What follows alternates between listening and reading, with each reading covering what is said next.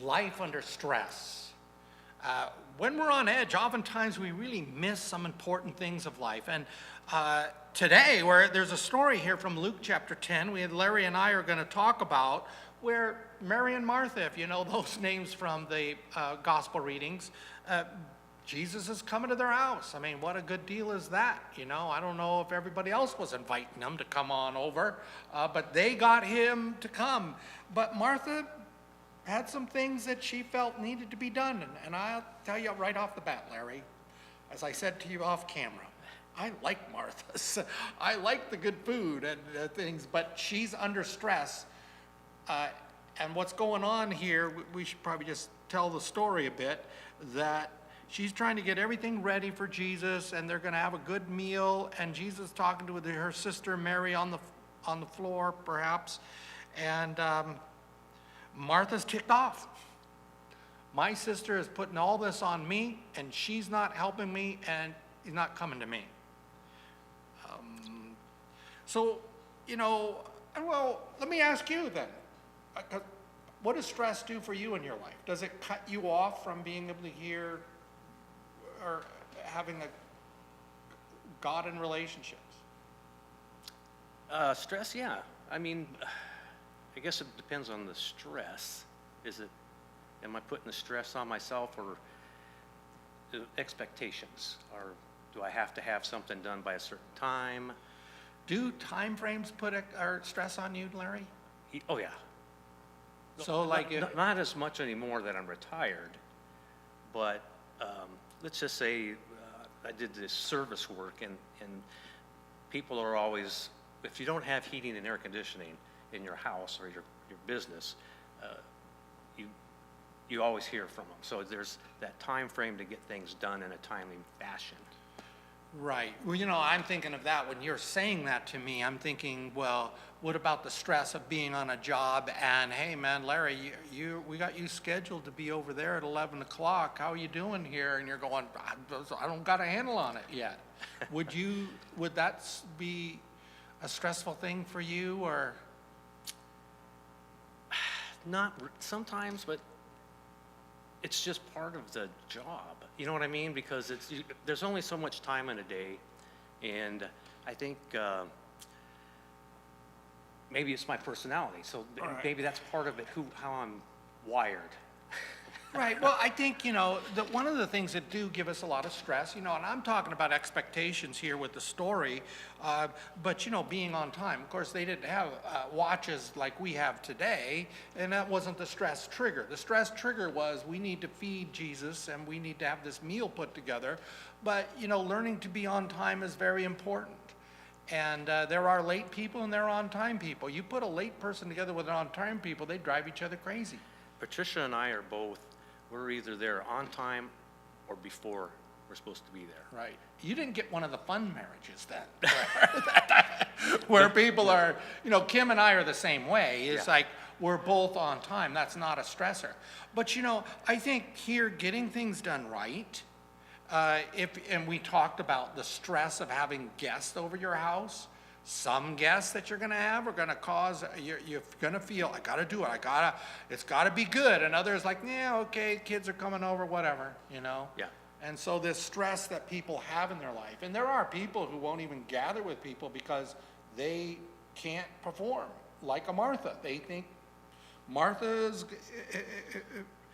is the way to go. They live their life that way.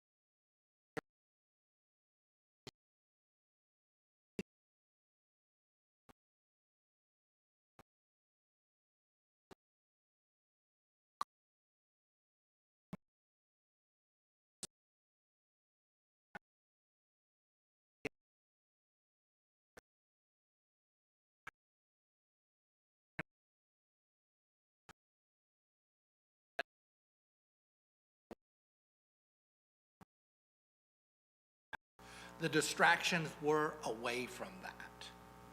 So I'm seeing distractions. Number one, God tells us our key issue of life is our relationship with Him. Key issue number two, our relationship with others. Martha's doing some good things here in her servants. You know, what you will eat, what you will put on, food. I mean, food is a gift of God, and we love it. Jesus says, hey, just it's temporary, enjoy, and then forget it. And she's being distracted with these temporals rather than the eternal. The two eternal issues going on is, one, you got a God who's coming into your house to talk to you, and two, well, of course, he just saw Rabbi Jesus, we'll say it that way, and two is my sister. And because she's all under this stress, she's putting damage into her sister. Now, Larry, you've seen it before, and I think you brought it up earlier, that not on before the camera went on, that is, what's going on with people? Why do they go to other people? And why was Martha saying, hey, Jesus, get my sister in here? She's a lazy slob. Yeah, well, she was going, instead of going to Mary directly, she went to a higher authority, but to try and get her sister to help her rather than to listen to Jesus said. And I think part of that is the interesting story is that, well, I think I kind of talked off camera, but where Luke is known to have the most written stories of house churches. And then when they say that Mary was sitting at the feet of Jesus, because that's the way the rabbis teach. You sit at the feet of the rabbi. So maybe that was like a devotion going on there, and she was more distracted about the preparation of the food than sitting down and joining in with the devotion that was happening. Yeah, and you know, I think in our lives that can happen. You know, if you have a devotional time, I know I do in the morning, and sometimes, you know, we're distracted thinking about, well, we got to get going, man, and it's the clock, you know, for me. Okay, I got to get this devotion done because then I'm going to go out and do my exercise, and I'm going to have this much time for it. Let's get on with it, and boom, rather than to sit and to try to listen to what is being said to you in your life. So I think that when we have a lot of stresses, when we're under a lot of pressure, it can throw off a sense of what's most important. It can throw off priorities. Pressure to perform. You know, we did some we do speculation with Martha saying, well, yeah, maybe her identity or sense of self-worth was in being a good hostess. There are people that have that in their life, do they not? Yeah. That this is who my house. If something's going to come in the way of that, or I need some help, I'm going to start to get panicky. I'm going to start getting short with people. Well, everything, I think, comes back to a reflection on who you are. You think that by doing something, that trying to make everything perfect,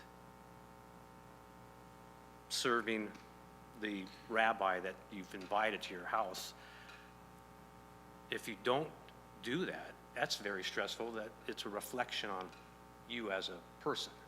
Right. And I think then when that stress level gets there, then I think we talked about a little bit about that off camera, that when you're stressed, then your demeanor and things you might say you wouldn't normally say. You might throw some words out there that are hurtful because your attitude has changed in the stressful times. Yeah, and you know, how often does that happen with marriages? You know, I mean, I don't fight with my siblings, but you know, some families do, and I think that's what's going on here. And perhaps Martha has fought with her sister before over different things, and she don't want to go at her. You don't want to just tell Jesus, she likes you, Jesus, and she'll listen to what you have to say. So you get my sister in line. But yeah, that the issue here is that you get short with people. I still struggle with these people who get things done right. I'm going to take some wild guesses that the food that she's cooking is going to be nice. It's going to be good. And that's a good thing. Yes. And I think in the story that Jesus, the account here, we could more call it, Jesus is acknowledging that. And, because one of our key stressors of life is who gets it right and who gets it wrong. Okay, Martha, you're bad. You missed the whole point. And Mary, you're good. You did the right thing. Your sister does the wrong thing. And so we measure, and this whole way of living of who's right and who's wrong can put a lot of stress on us. And, how we deal with criticism, and, we can project criticism onto others because we don't feel good about ourselves. There's a lot of stress there. I love it. And when Jesus comes to Martha and says, Martha, Martha, you are worried and upset about many things, but Mary has chosen the greater portion. Now, we don't have the emphasis and the slowness of his words, but we're imagining Jesus is not saying, Martha, you stupid idiot. Can't you see what's going on here? He's being calm. Yes. And he wants her to have a sense of calmness. Our need to be right, our need to get things right, can get us to a place of being anxious. And the bad parts about anxiety, I think, are being shown here, one of them. Relationships to God, relationships to others. I don't know how many oftentimes you went on jobs in your HVAC days and or went back after someone worked on something and you thought, what the heck were they thinking here? Why did they just slap this stuff together? Maybe that didn't happen to you, but... No, there's a lot of people out there that are doing stuff that don't know what they're doing. Yeah. So whether you just make it work, fix it, and on you go.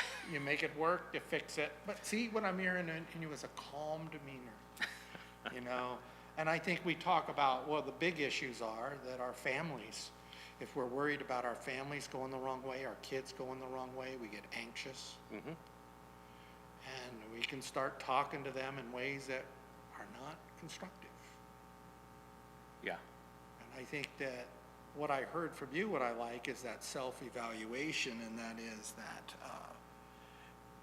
am I worried and upset about me and something that has to do with me and my identity, or am I worried and upset about my concern for my children? Yeah, I always tried to make sure that disciplining them was going towards them to make them a better person, and not, if I don't do this, then it's a reflection.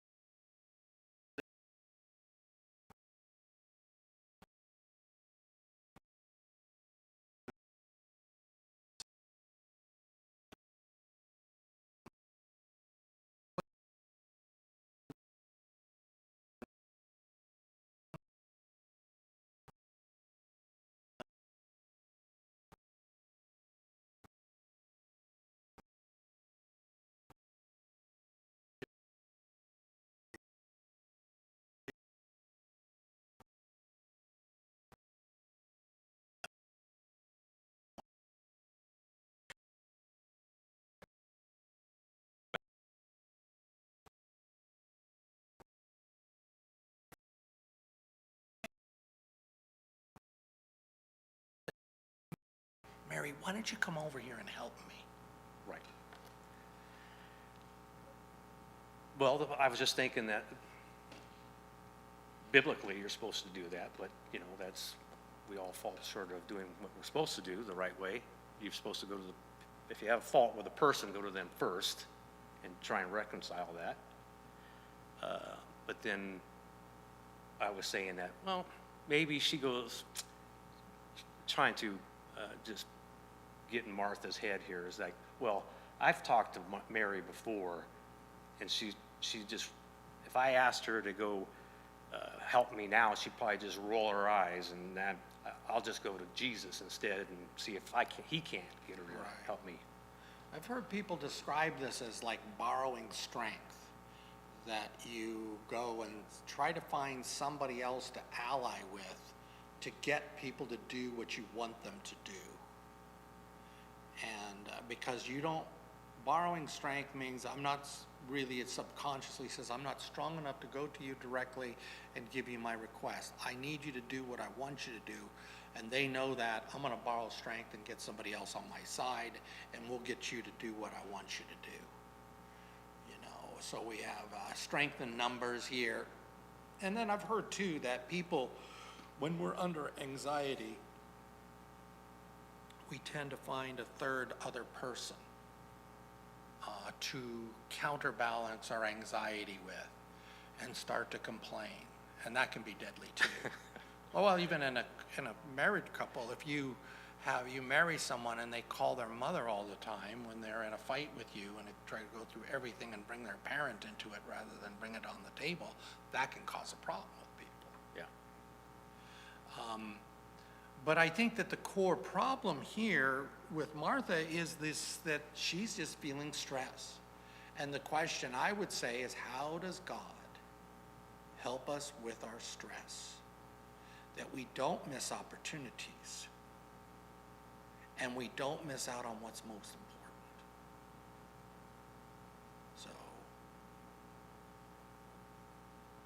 So, I guess she's the one. It's so hard to understand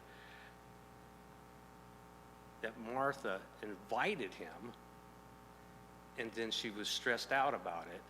So I understand that. Yes, I guess it's like if you invite somebody very important to your house, they're still going to be stressed about it. But I wonder, would you, Larry, if you were someone important coming to your house?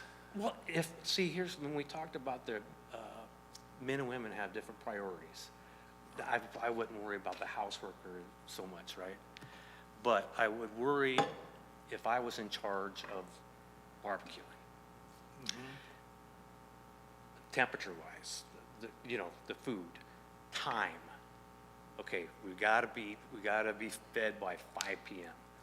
Well, See, I've got that stress on me. Okay, okay, yeah. so, and then what happens is that now you're cooking outside, you got temperatures, wind affects the temperatures of You the get into wind when you grill? Absolutely, you have to worry about that. I don't ever have to worry about it. I'm just cooking the food, man. Hey, we got a wind from the south at 10 miles an hour. Because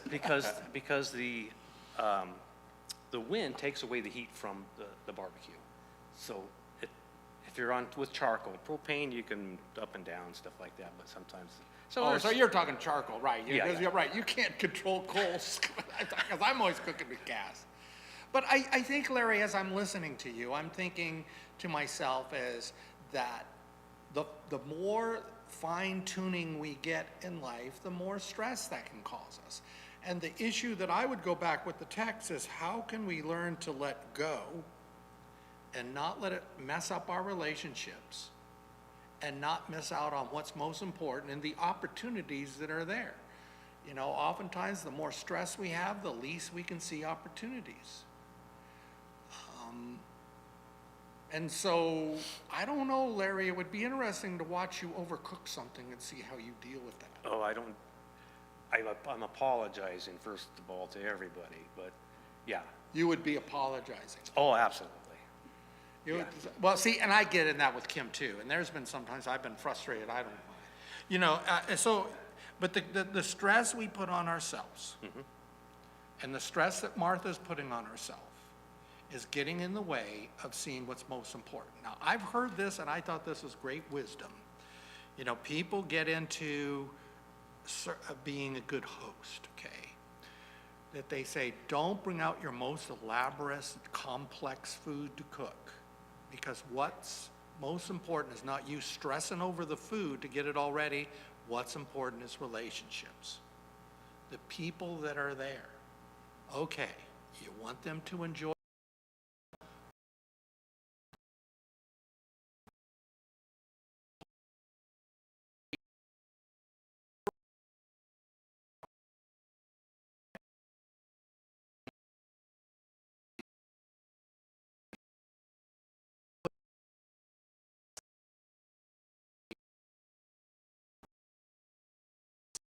Martha, Martha. What Mary has chosen what is better, and it won't be taken away. Of course, those steaks, medium rare, I forgot about those. They were good the other night, but they're gone. Yeah. But what is going to last in life? I say, how do we get all these things? You know, get the Martha and the good food and get the good teaching. Well, I'll relate the Martha situation also to relationships. You're talking about relationships. I think of family, spouses, and children, and then would we look back and say we would spend more time, quality time with our family than we did, because we were worried about the housework, we were worried about work and everything else. So Right, and so again, and I would go back to what you just said, Larry. I think it hits in on Jesus as what is the better portion of life? What is most important? And I'll take the words. Mary has chosen what is better. But I love the way he uses that calmness and that peace that we're projecting onto the words, which I think is true. Martha, Martha, you're worried and upset about many things. It's okay. I'm adding now. Calm down. We're going to eat when we're going to eat. You know, your sister is you know, I have some things to say that are really beneficial. And you know what? Your sister's always going to have these things. I appreciate the lamb. I appreciate those nice cucumbers. I can even smell them. But there's some bigger issues going on. And I think, you know, how do you live a life where you get the biggest issues right? What does God want to do? He says, look, we all mess up in this life. We all fail. And we can live under a lot of stress when we really don't need to. What God does is he comes to us in Jesus Christ and he gives us grace. And his grace says, you are loved and you are accepted regardless of your performance and what you do. Find your peace there. I give it to you freely. And from that peace and clarity, we can begin to see really what matters. I appreciate what you're saying. You know, if we could go back in our lives, what matters? It's relationships. yes. And that's what we see going on here. So it is the grace of God that frees us from the great stressors of life. And I would challenge anybody, if you want to work at it, look at all the places in the New Testament where Jesus says, do not fear, I am with you. Do not have anxiety, get some peace. So Larry and I, we're happy you're here. I'm speaking for Larry, maybe. But, thank you for getting in on this conversation. Want to encourage you, you know, come and check us out on our website. We've got our For the Curious messages, and this is what we call Conversation for the Curious. And check out our worship service. We have a recording of the text here with Mary and Martha. And we hope that, you know, in your life you find some peace. Find peace in Jesus Christ, who brings you grace and loves you. Take care, everybody. Come back and see us again. Bye.